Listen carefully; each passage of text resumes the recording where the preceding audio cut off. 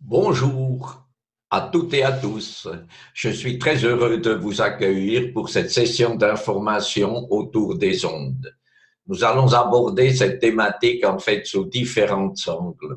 La vie et les ondes, l'importance de l'environnement de vie et de travail, les ondes artificielles, les ondes électromagnétiques.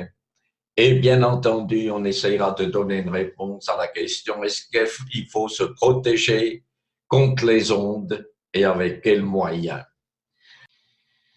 En intitulant la présentation Faites rayonner les ondes pour vous, en fait, je souhaite mettre l'accent sur la finalité de l'approche, c'est-à-dire vous inciter de vivre dans un environnement harmonieux,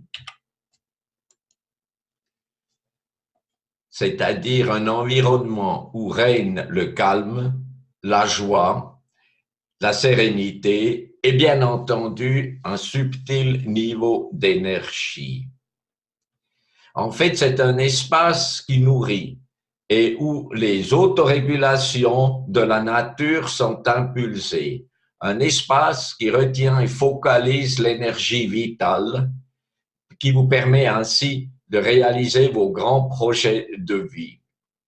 Malheureusement, la majorité des gens aujourd'hui sont englués dans des millions de choses à faire qui ne changent rien à leur vie. En fait, ils vivent dans un environnement qui les épuise, absorbe leur énergie et vitalité et empêche les corps de se régénérer. Ils se maintiennent dans un état de dépendance et de blocage. Alors, faire rayonner la vie, c'est permettre de vivre la meilleure des vies possibles. Nous allons donc répondre à la question comment faire pour impulser énergie et vitalité dans nos vies. Je ne sais pas si vous le savez, mais notre corps est constitué de 100 000 milliards de cellules et l'ensemble de ces cellules sont nécessaires pour contribuer au maintien de la santé. Ils doivent fournir ensemble cette énergie et vitalité dont nous avons besoin pour bien vivre. Pour bien comprendre comment fonctionne notre corps, nous devrions aussi savoir comment fonctionnent les cellules et les atomes. Il y a 1000 milliards d'atomes dans une cellule. Maintenant, on peut se poser la question, qui c'est qui coordonne les activités de ce gigantesque ensemble? Regardons quand même rapidement ce que c'est un atome. Un atome, il est composé d'un noyau avec des protons et des neutrons.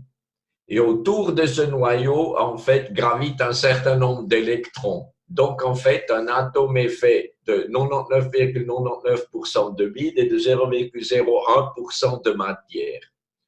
Mais ce vide, ce n'est pas du vide, en fait. C'est un champ électromagnétique qui accroche l'électron à son noyau.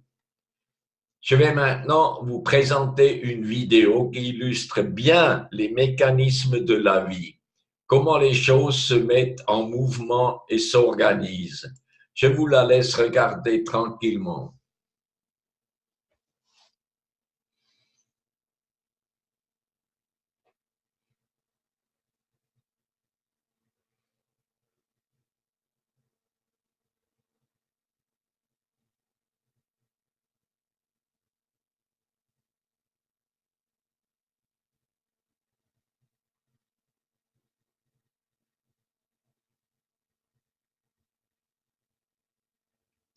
Regardez bien maintenant.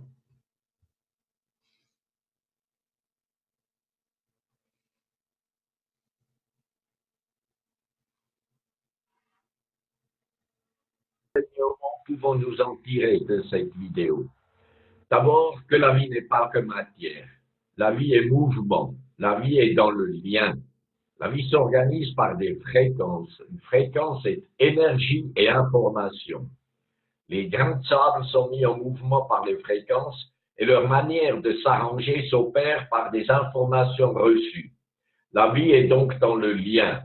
Maintenant, regardons encore ensemble une autre vidéo.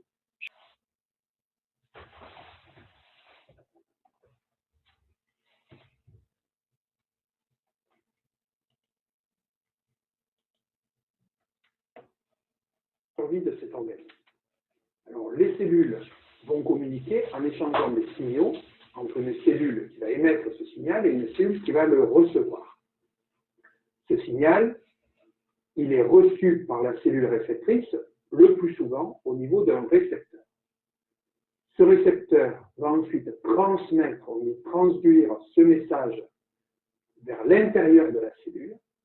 Et là, suite à une cascade de signalisation intracellulaire, on arrivera à une réponse de la cellule qui a reçu le message par un effecteur qui va effectuer la réponse attendue. Alors cet effecteur peut être soit une enzyme qui était inactive et qui devient active, soit une protéine du cytosquelette qui fait que la cellule va changer de forme, se contracter, etc. Soit on va assister à une protéine qui va induire l'expression d'un gène pour fabriquer d'autres protéines. Alors, on va distinguer les signaux dont la réponse va être rapide, par exemple la modification de l'activité ou du fonctionnement d'une enzyme, quelques millisecondes, et des réponses plus tardives à un signal, par exemple l'expression des gènes qui va être modifiée avec la fabrication d'une nouvelle protéine qui prend un peu plus de temps, quelques minutes, voire jusqu'à une heure. Maintenant, ces cellules qui communiquent, eh bien, elles sont situées à plusieurs endroits de l'organisme, elles peuvent être côte à côte, donc là la communication est très simple, ça se fait de la cellule A vers la cellule B par contact direct. Elles peuvent être très peu éloignées, présentes dans le même organe, dans le même micro-environnement, et là on parle de communication paracrine. Et dans le cas particulier des cellules musculaires ou des cellules nerveuses, eh bien, ça s'appelle une synapse. Il y a un contact entre la cellule amont et la cellule aval avec une émission de signal au niveau de la synapse par la cellule en amont qui agit sur la cellule aval et qui transmet ainsi le signal. Et puis quand les cellules sont plus éloignées, on parle de communication endocrine et les signaux qui sont échangés s'appellent des hormones. Alors, les cellules dans l'organisme reçoivent non pas un seul signal, mais une multitude de signaux de manière simultanée. Et leur comportement global va être modifié.